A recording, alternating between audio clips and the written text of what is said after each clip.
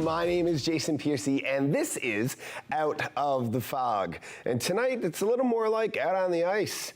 Bit of stick and puck, playing some hockey. We're going to talk a lot about hockey tonight. We're going to speak to Alex Newhook, one of the top prospects headed towards the NHL. Just won the NCAA Rookie of the Year. Literally the best college hockey player in all of the United States. Played for the World Juniors, obviously. Rights owned by the Colorado Avalanche. And then we're going to talk to Mr. Justin Bourne, who's with Sportsnet. He's a former pro hockey player himself, legacy of hockey in his blood, and he's currently an analyst with Sportsnet. Focuses a lot on the Leafs. I'm a big Leafs fan. This is going to be a fun conversation. We'll be right back after this.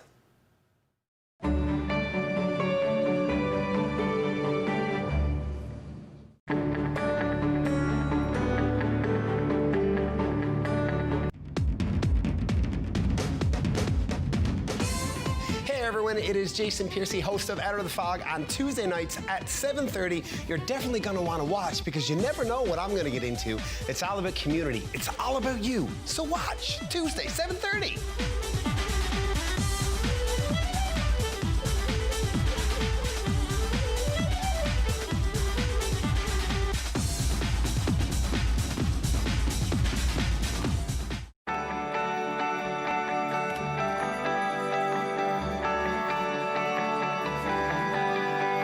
This is Rogers TV. Welcome back to Out of the Fog. If you will notice, I got a little something in my ear here. That's because on the other side of this conversation, I've got somebody who, listen, I might be on TV, but there's a much bigger Newfoundland celebrity these days. Ladies and gentlemen, I'd like to introduce you to Alex Newhook, hockey player. Notable hockey player, drafted 16th overall to the Avalanche back in 2019, correct? And I don't know if people know the kind of caliber that goes 16th overall, but statistically speaking, being drafted at all is a miracle. Being drafted in the first round is like a letter straight from God, and going in the top 20 is just insane. So first of all, I'm a little late because it's been a little over a year, but congratulations on that. Yeah, congratulations on the World Junior silver medal, man. Like, that's no slouch either. Yeah, hey, thank you. I really appreciate it. Yeah, so we can talk about hockey, obviously. I think that's the thing that everybody wants to hear about. The experience of doing this, because you've done, I mean, you did the under 18, you did the under 17, like you played for those guys with Team Canada, so you've been away to international tournaments before.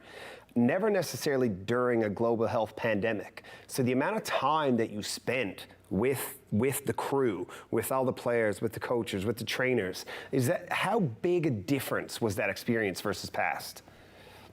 Yeah, it was a lot different. And I think, even in a regular year, I think the World Juniors experience is going to be a lot different than your U18s, U17s, and everything else. But it was that much more amplified this year for sure. And having to spend, I think it was a total of 55 days for me, in that situation, in that environment, and around those guys. And I was lucky to, meet a lot of them through those past Hockey Canada experiences, which was great. But yeah, no, it was a long time, a great experience in what's been a crazy year. So to have that, as something that was, going to be at the end of the year and it never really wavered from going ahead. It was great to have that to be excited for, and the experience was something I'll never forget. Yeah, of course. So also being a Newfoundlander, growing up around here, Christmas, culture, family, we're all real big on that connectivity. And I mean, you couldn't take your family with you. So, I mean, I know you've been traveling a lot, like since you went to, I guess, St. Andrews way back in the day. I know you've been leaving and going to play hockey for a long time, but is being away for Christmas particularly tough? Yeah, I think it's definitely unfortunate when you can't be with your family and friends over Christmas, and for me that's always something I look forward to, is getting home over Christmas and seeing my family, seeing my buddies. I'm still really close with everyone from home, so it's unfortunate to not see them, but and I think especially with families not being able to go to the tournament this year, I think if it had been a regular year, I'm sure there would have been an enormous group from Newfoundland that would have been up there and making it feel like it was just like home. but I think, again, to that point, it's something that's a once in a lifetime opportunity, and whatever the circumstances were, to play in that tournament and to have those experiences for the rest of my life are something I'll never forget, and something I'm very honored to have gone through. And I did feel that, that family and, that family support and friend support from home. I could feel everyone behind me and behind Merce at the tournament, and that felt really. Yeah, so you mentioned Merce, of course, Dawson Mercer, fellow Newfoundlander who played on the same silver medalist team. You guys are around the same age, right? Grew up not that far from one another, like an hour and a bit away, sort of, even if that. So that wouldn't be the first time you encountered Dawson Mercer on the ice. You likely played with and against each other many, many times over the years. Yeah, oh yeah, we were we played together and against each other for forever, and yeah, I mean, I think, until I left, really, we were, going against each other every year, and then playing with each other on those provincial teams and with different private hockey teams. But yeah, no, it's he's such a great player and a great person, and he's very well respected, and for me to be able to share it with someone from Newfoundland, I think it's pretty rare to have two Newfoundlanders playing on Team Canada, especially at the World Juniors. So I think we really tried to make the most of it and tried to, just enjoy it together, really. I think it was great to think about the past and what we've been through together. And then at the same time, be happy for each other to be there together and kind of. Yeah. So having any Newfoundlanders playing for the World Juniors is kind of a tough feat, and not because we don't make good hockey players, because very, very clearly we do. It's just, statistically speaking, there's not enough Newfoundlanders to be able to compete with all of the guys from Quebec and Ontario and everywhere else. It's just and I guess the same could be said for Dylan Cousins, not coming from a really big place either, and to be able to have that kind of an impact. So I think it says a lot about hockey Newfoundland, maybe growing up, and the way that we think about those things. When you look back on your hockey career, are there, and I don't want to put you in an awkward situation where you have to say one person's name and not say somebody else's name, but what stands out to you in the learning process as you're growing up through Hockey Newfoundland and through our local associations, and who really stands out to you as somebody that made a difference? Yeah, I think Hockey Newfoundland is, when I was going through the program and through my minor hockey years, they did a really good job of getting the best players to play against the best players and giving opportunities for guys to get to that level. And I think, for me and growing up playing with the Avalon Celtics, and then later just moving into that St. John's AAA program, I think starting out in those smaller associations and leading up to playing, with those guys that were in the Caps and Northeast and everything, I think it's just a gradual build to end up playing against the best on best. And the two age groups, I think, with the numbers, like you said, it's good to be able to play up with older guys and get that experience. And I think that helped me to really get to that next level. And, I think once Bantam came around and you start playing and realizing there's a potential to have a career and there's hope to have a career, I think, the gradual build lets that be a thing and lets kids really, push for something that's, that could be. So speaking about career, drafted as you are, the awards that you're winning through Boston College, how well you've been doing,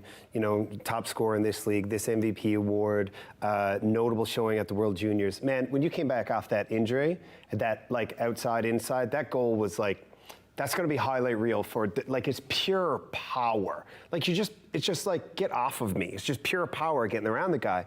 And I think that stands out to everybody. So I don't think anybody's going to be shocked if, one of these days when you bury your first NHL goal, I don't think anybody will be that surprised. So I think no pressure or anything, but clearly you got to go do that. But you have taken a slightly different route than a lot of aspiring professional hockey players in that you decided to do the college-university route. Can you tell me a little bit about what's behind that decision-making process? Yeah, it's a big decision for anyone in Canada to go against the CHL and what's the most traditional route for guys to go and play professional hockey. So yeah, for me, I don't know, being at St. Andrews and being in such a great spot there, it let me kind of look at both options. And I really like Boston College. I think it was a spot that stuck out for me, and even just the college lifestyle. And I think that's a big part of anyone's life is going to university and experiencing that and getting some schooling. I think it's in the hockey world, you can only go so far and go so long, and getting the experiences at university and knowing what that's like life-wise and hockey-wise. I think having that behind me and hopefully working my way towards a degree here at some point. It's a great thing to have, and at the same time, I'm probably playing the best hockey that you can that's not professional. So it's a great route and one that I'm very happy to be doing. Yeah. So speaking of developing some life skills and stuff, well, actually, before I get to that, I don't know if it's a coincidence or if it's sort of like a little bit of this and a little bit of that, but your sister is also playing in Boston, right? Is that, is it like a package deal? You were like, listen, take Abby, or was Abby more like, no, if you don't take Alex, I'm not coming either? Yeah, I'd say probably the latter on that one. Yeah, no, it's great. She's, it's cool that both of our paths have kind of end up in a similar destination right now, and we're making the most of it. I get to see her a lot, which is great, and I never really got to see her for the past 4 years, unless it was days or whatever. So yeah, it's great, and she's coming to BC next year, so I'm excited to see her in the maroon and gold in June. It's gonna be great. So you're not a stranger to Rogers Television. I don't know if everybody in our audience has seen it or not, but yourself and your sister, Abby, squared off in a secret ingredient cooking competition not that long ago. And this is where the Cut Scoff Off, hosted by Brenda O'Reilly, owns Yellow Belly O'Reilly's, and this really new cool place out in Harbor Grace that we'll talk about one of these days, I guess. So you cooked in a cooking competition. I'm one of the producers of that show, so I'm kind of watching along, I'm joke writing, I'm paying attention. And you did something that stood out to me when you were cooking, because, I don't mean to place judgment, and I'm sorry to all of the hockey players out there, because the difference between a hockey player and a guy that plays hockey, there's a difference. I didn't think you'd be able to cook at all. I just assumed that you were spoon-fed your whole life, and I'm sorry if that's unfair, but I just remember the hockey players growing up. And you full on were doing like one-handed flips and stuff with the pan, and you knew what you were doing. And even the host looked over at me and she was like we had a hard time understanding you. I think you hustled us, basically, Alex, is what I'm saying. Yeah. Trying to pick some things up from my mom. I don't really have a great answer for that one. No, it's great, and I think living by myself, got to pick up a few cooking tips, and being on your own at an early age, you kind of have to cook at some point. So I have a few little tricks. Yeah. Well, one of the last things I want to talk to you about, other than asking you, like obviously the aspirations are to give it a shot in the show. I think that's why you're pushing so hard. That's why you're where you are, and your future definitely looks bright, especially if the pace keeps up. I don't know if a whole lot of people know that when you got back to Boston College and met up with your roommate, that he had a shiny medal on his neck too. And I don't know if everybody would know that, if you want to tell us who your roommate at college is. Yeah, my roommate's Matt Boldy, and we've been roommates for, this is our second year being roommates, and we're the closest of friends here, and we play together on the same line. So we do a lot of things together, and it was weird to go against him in the gold medal game for sure. Yeah, so for anybody who didn't pick up on that, his roommate plays for the United States, and they're on their World Junior team. And so does he give you a hard time, or is he being pretty cool? No, he's a humble guy, and he's a great person to live with and play with. I've learned a lot from him just being here, and he's a great player. Never would be one to kind of stick it in my face, even though there'll be a few times I'm sure it'll come out. And he might come out of the room, with it around his neck a few times, just if I ever rub him the wrong way or something. Yeah. Alex, thank you so much for taking the time to have a conversation with us. I know you got a lot going on. You're a busy dude. Congratulations on all your achievements to date and everything that's coming for you in the future. I can guarantee you one thing. We're rooting for you back home, man. Thanks again. Really appreciate it. No problem. And ladies and gentlemen, we'll be right back with more stuff about hockey right after this. All right, girls.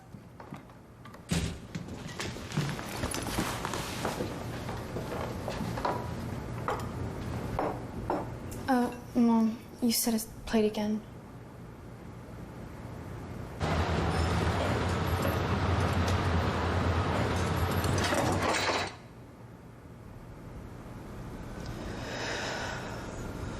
Workplace injuries hurt the most at home.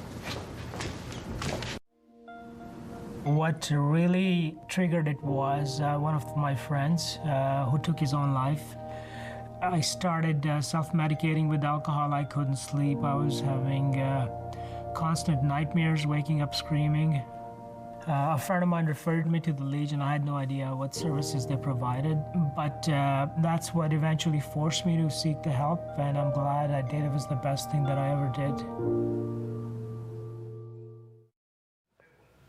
Welcome back to Out of the Fog. Let's talk to a real big dog from Sportsnet up in Ontario. Spends a lot of time talking about the Leafs. Ladies and gentlemen, Justin Bourne with Sportsnet. Hey man, thanks for having me. Appreciate it. Maybe give our audience, Justin, if you don't mind, a little bit of an idea about how you came about being an analyst and why you spend the majority of your time on the Leafs. Yeah. I feel like I've had a whole life in hockey. Like you mentioned, my dad played in the NHL, so I grew up like in the dressing rooms, asking guys if I could tape their stick when I was 5 years old type of thing. So I've been born in and around the game, and then I played myself, as you mentioned, through college and into pro hockey. So I was done when I was like 26. I got a slap shot to the face, and you start thinking about what you're going to do next with your life. And for me, it was like I had this whole life's worth of education in the game, and I didn't want to just start over at something else. So like many players, I was looking for a way to stay involved in hockey. And as you mentioned, it's like there's not this huge overlap of people who know hockey and also write and want to discuss it. And so it turned out there was a bit of a niche opening there. And yeah, I did it for a little while until I got hired by the Toronto Marlies. Kyle Dubas and Sheldon Keefe read a lot of my work, and they thought I knew what I was talking about, which is good, I guess. And that gave me Thought.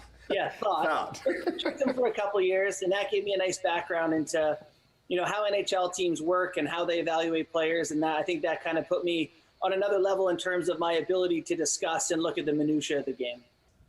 I think Freddie Anderson might be the Leafs' first real starter, maybe since Cujo. Yeah, he's fantastic. And I think the conversation really boils down to, do you think Freddie is in decline, or do you think Freddie is who Freddie's always been? Because if Freddie is who he's been, I think you have a guy who is a top 5 goalie on that cusp. Maybe he's around that 5 spot. Last year was his worst save percentage year in the league at .909. League average was like .910. Yeah. So, it's not like he was that far off last year being average. The years before, going back almost as far as you like, he's been an exceptional goaltender. So, you can make that case. However, last year wasn't good. And, I think the questions come up when the games get big. Freddie's been letting in the odd soft goal where you start to doubt him, and you kind of forget the big picture body of work. I'm not sure what I think if he's in decline or not, but I do think that the fate of the Leafs hangs on him.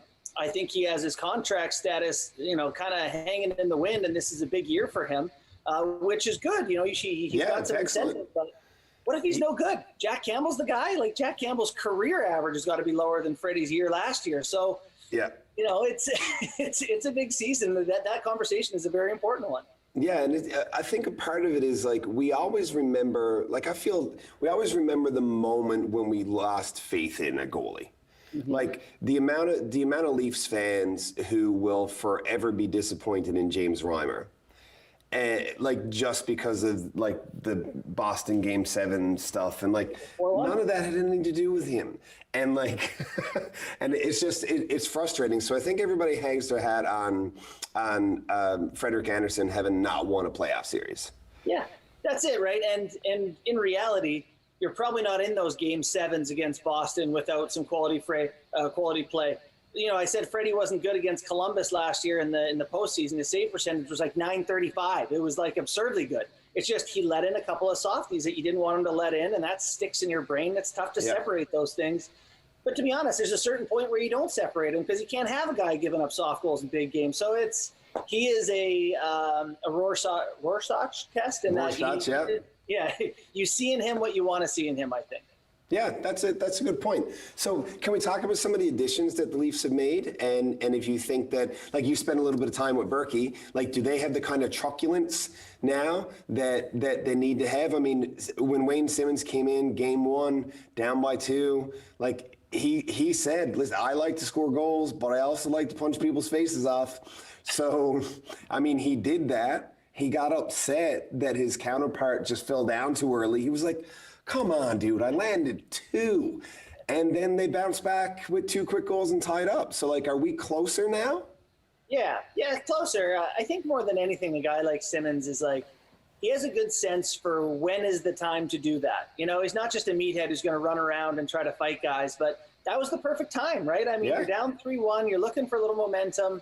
You know, the argument has been, you know, how much did that really change, you know, alter the course of the game? And I don't know, but I know he did a good thing at a good time. So you got him, you got Bogosian, and then you just have a lot of workers too who, you know, I don't think necessarily want to fight, but they've got enough of an edge that in today's NHL, I don't look at them and see a soft team.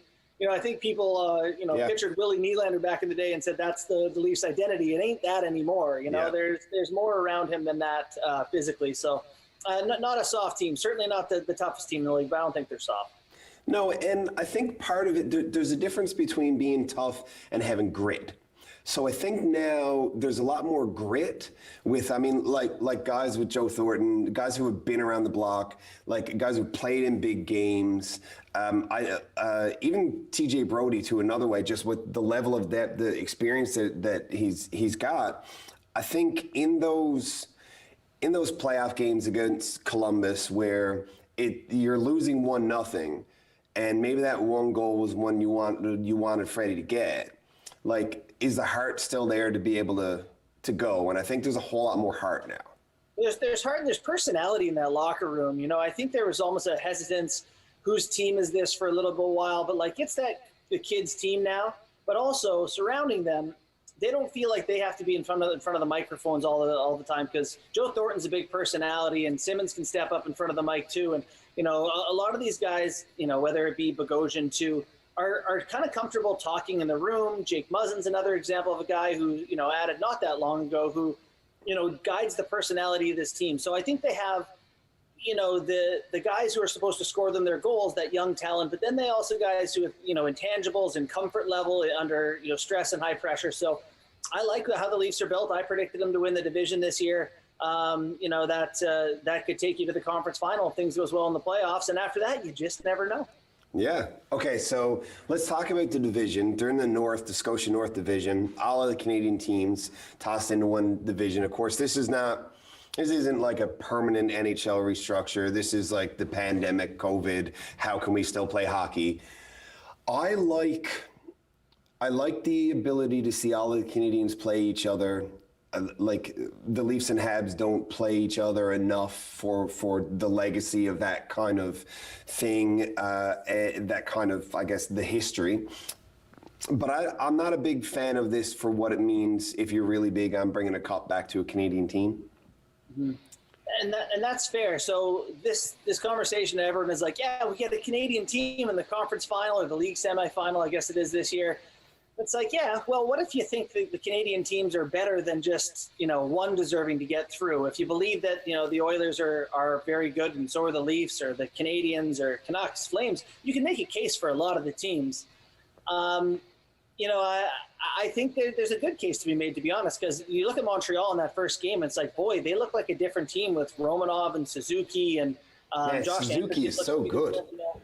So yeah, so like Montreal's a good team this year, and you know you can certainly argue that some more teams might deserve to go deep, but you know with Canadian teams, Canada has been starved for even a Canadian team in the conversation that late in the postseason. I think Ottawa was probably the last team a few years back. So I think it's a good thing just to get a team there, but it does feel a little tainted. If you come through your division, then you only got to beat 2 more teams for the cup.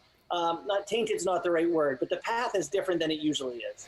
Yeah, it definitely is. And like, let's face it, nobody's beaten Tampa anyway. Like Tampa is they're stupid good. And Stamkos is back with that one-timer back door. Like, I mean, he potted another one, like vintage Stammer last night. Anyway, so like, I'm just gonna do this. in this for as long as I can and hope the Leafs can pull something out this year.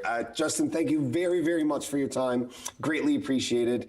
I'm not going to say that I'm glad that your hockey career ended when you were 26, but I am going to say that I'm glad that you're doing what you're doing now. We appreciate you back here and everybody else at Sportsnet. Thank you very much. Awesome, man. Thanks for having me. Love St. John's. Best to all of you guys the rest of the winter. Thank you, sir. And ladies and gentlemen, we'll be right back after this. Call the Rogers TV viewer response line, email us, or connect with us on social media. Welcome back to Out of the Fog. Had a lot of fun here today. I think it is of note. I noticed this kind of during the conversation with Justin, but I didn't want to bring it up. Remember when I was talking to Alex, and he was saying that he wanted to go the college route because hockey players don't live forever and they can't be pro forever. Then he's got another level of education to come back on. And then we end up talking to Justin, who played college hockey, played NCAA, did well also, and now he has something to fall back on because his career ended at 26. Think about it. Thanks for watching. We'll see you next time.